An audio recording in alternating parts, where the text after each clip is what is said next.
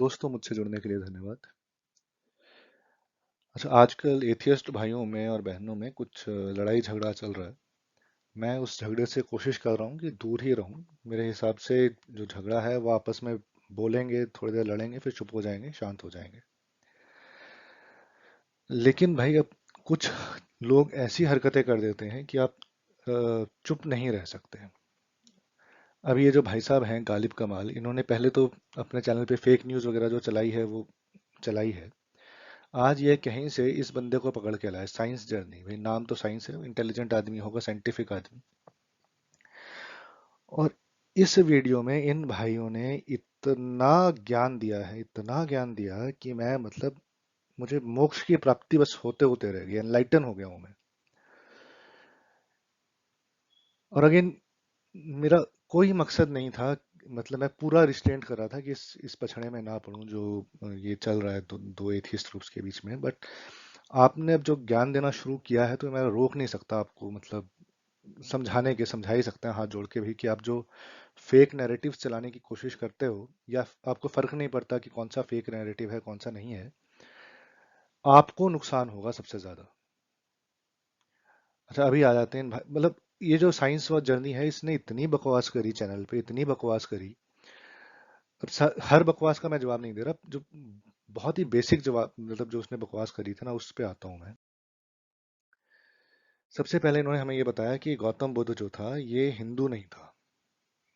अच्छा, भाई ये एनलाइटेंड इंसान है, इसको पता होगा गौतम बुद्ध हिंदू नहीं था। मैं तो ये अंबेडकर की किताब पढ़ रहा था, बुद्धा एंड इज धर्मा।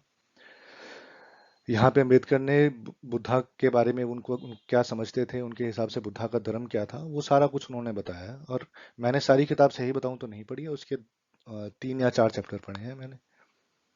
और वो चैप्टर्स की मैंने 44 के आसपास वीडियोस बनाए हैं, 44 45 के आसपास। लोगों ने देखे नहीं है बिल्कुल भी। मतलब 3 4 व्यूज आते हैं और मुझे समझ में आता है लोगों को ये बोरिंग लगता है कि कौन जाके किताब पढ़े। और किताब अगर मैंने बना भी दी है पढ़ने के लिए, मतलब पढ़ के उसको समझाने की कोशिश भी करी है, तब भी लोगों की कोई इच्छा नहीं है कि सच जानने की कोशिश करें कि अंबेडकर ने वाकई में क्या कहा था, उनके हिसाब से बुद्धा कौन था। या फिर अगर आप ये कहना चाहते हो कि अंबेडकर तो कोई बेवकूफ था, उसको समझ नहीं थी कि बुद्धा मतलब कहाँ पैदा हुआ और उसका धर्म क्या था। और आज जो हमारे ज्ञानी आए हैं, उनको ज़्यादा इंटेलिजेंस है अंबेडकर से, तो भाई सीधी सी बात है, वो महाज्ञानी कोई आए थे आज। अब ये बुद्धा एंड इज धर्मा है, इसका पहला चैप्टर। ठीक है, अब कोई ज्ञानी आया है, उसने कम से कम ये किताब तो पढ़ी होगी।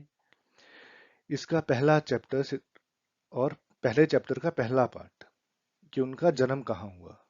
ठीक है, वहां पे आता हूँ। ये स्क्रीनशॉट लिए हैं मैंने, कोलंबिया यूनिवर्सिटी की कोई साइट है, वहां से किसी कोई भी किताब उठा लो, कोई भी वर्जन, उसमें यही मिलेगा। थोड़ा बहुत एक आधा अक्षर उधर हो या इधर हो, कोई फर्क नहीं पड़ता। मतलब मेन जो मैं बताना चाह रहा हूँ वो नहीं बदलने वाला।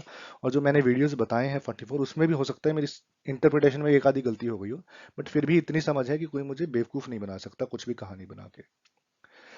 खैर, इन भाई साहब ने जो बताया है, एक बारी मैं भी समझ लूं भाई अंबेडकर क्या कहते थे। अंबेडकर जी ने पहले बताना शुरू किया है कि उनका जन्म कहाँ हुआ। अब बताओ, अम्बेडकर भाई कह रहे हैं कि इनका गोत्र था कोई। गोत्र तो जहां तक मुझे पता है भाई हिंदुओं में होते हैं, मुसलमानों में होते हों गोत्र, क्रिश्चियन में होते हों, या चीनियों में होते हों। तो भाई हो सकता है होते हो भाई, जहां तक मुझे पता है वो तो हिंदुओं में होते थे गोत्र। चलो कोई बात नहीं, गोत्र हो सकता है हिंदू थे नहीं थे, गोत्र तो पहले से चलते आते हैं, और भी हो सकता है रहते हो, कोई टेंशन। अब जब इनका जन्म हुआ तो इनकी जो माँ थी, उनका नाम महामाया। महामाया भी ठीक है, वैसे तो माया हिंदू वर्ड यूज किया जाता है, महामाया फिर भी चलो वर्ड यूज हो गया। उनको एक सपना आता है जिसके बेस पे कहते हैं कि उनको पता चला कि कोई एनलाइटेंड आदमी पैदा होने वाला है, गौतम बुद्ध पैदा होने वाले हैं। उन्होंने ब्राह्मणों को बुलाया। अरे यहाँ भी ब्राह्मण, यहाँ भी ब्राह्मण, 8 ब्राह्मण। अरे भाई, और उनके नाम क्या, राम, लखन, ये कैसे नाम है भाई। नहीं यार, ये तो फिर अंबेडकर की गलती हुई होगी। ये जो आज जो एनलाइटेंड भाई साहब आए थे, वो तो गलत नहीं बोल सकते। और मेरे जैसे मूर्ख जो हैं, बेवकूफ लोग जो अंबेडकर को पढ़ रहे हैं, उन्हीं को अपना कहीं सर जो है किसी पत्थर पे मार लेना चाहिए। और ये जो भाई साहब हैं हैरिस, मैंने इनके प्राइवेट चैट्स में हूँ, अगेन मैं नाम नहीं लेना चाहता, बट आप हरकतें ऐसी कर दो तो मैं क्या करूँ। इनके प्राइवेट चार्ट्स पे मैंने कहा है कि आप अपना ध्यान रखो, आप फेक नैरेटिव की तरफ जाओगे, आपको पता नहीं चलेगा कब फेक नैरेटिव था और कब नहीं था। इस भाई को तो फर्क ही नहीं पड़ता, ये तो झूठ बोल के भी कह देता है कि अच्छा नहीं हुआ तो क्या हुआ। अरे आपको तो कम से कम थोड़ी बहुत मेरे हिसाब से समझ थी कि भाई अगर आप फेक नैरेटिव पे जाओ तो अगले वीडियो में आके कह दो कि हाँ भी मेरे से गलती हो गई। और ये तो एनलाइटेंड आदमी पता नहीं कहाँ से आया है।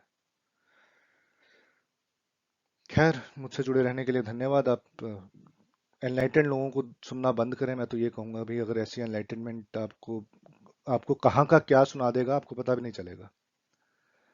तो भाई ये टाइम आ गया है कि आप उसको सुने जो आपको सच बताए। कोई नैरेटिव चलाने की कोशिश करे और फेक नैरेटिव चलाने की कोशिश करे तो अगर सुनना भी है तो भाई with A pinch of salt ध्यान से सुनो, वो कह रहा है वो आधा 90% झूठ था आज।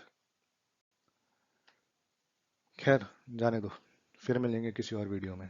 धन्यवाद मुझसे जुड़ने के लिए।